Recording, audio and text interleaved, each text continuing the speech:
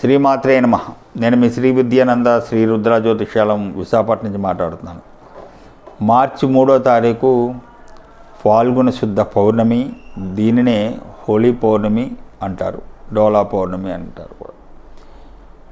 ఉత్తరాది రాష్ట్రాల్లో హోలీ పండుగ కూడా విశేషంగా జరుపుకుంటారు. దీనికి 2 కారణాలు ఉన్నాయి. ఒకటి, హోలీ అంటే హోలిక. ఈ హోలిక ఎవరు అని అంటే హిరణ్యకశిపుని యొక్క సోదరి. ప్రహ్లాదుడిని హిరణ్యకశిపుడు చంపడానికి 8 రోజులు ప్రయత్నం చేశాడు.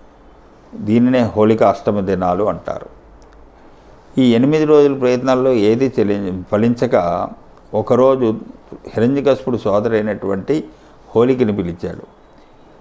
ప్రహ్లాదుని ఒళ్ళో కూర్చోబెట్టి అగ్నిలో కూర్చో అని చెప్పేసి, అంటే హోలికకి అగ్ని ఏమీ చెయ్యదు అనేటువంటి ఒక వరం ఉంది.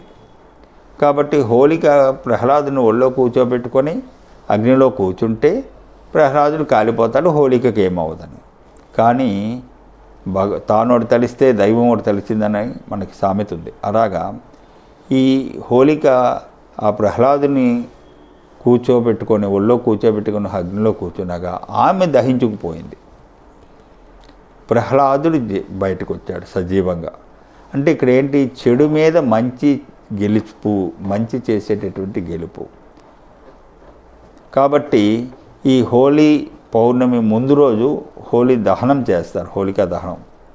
ఈ హోలికా దహనం చేయటం వల్లంటే మనలో ఉన్న, మన చుట్టూ ఉన్న చెడు దహించుకుపోయి ఆ పౌర్ణమి నాటికి మనం చక్కనైనటువంటి దోషరహితమైనటువంటి వ్యక్తులుగా మనము ఉంటాము.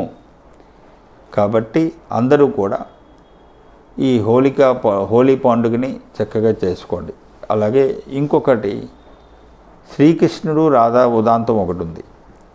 కృష్ణుడు నల్లగా ఉంటాడు, రాధాదేవి తెల్లగా ఉంటుంది. కాబట్టి శ్రీకృష్ణుడు సరదాగా ఆట పట్టించడానికి ఈ పౌర్ణమి రోజునాడే రాధాదేవికి రంగులు పులిమేరట. అక్కడి నుంచి ఈ పౌర్ణమికి రంగులు పూసుకోవటం అనేటటువంటిది ఒక ఆనందము, ఒక క్రీడగా జరిగింది.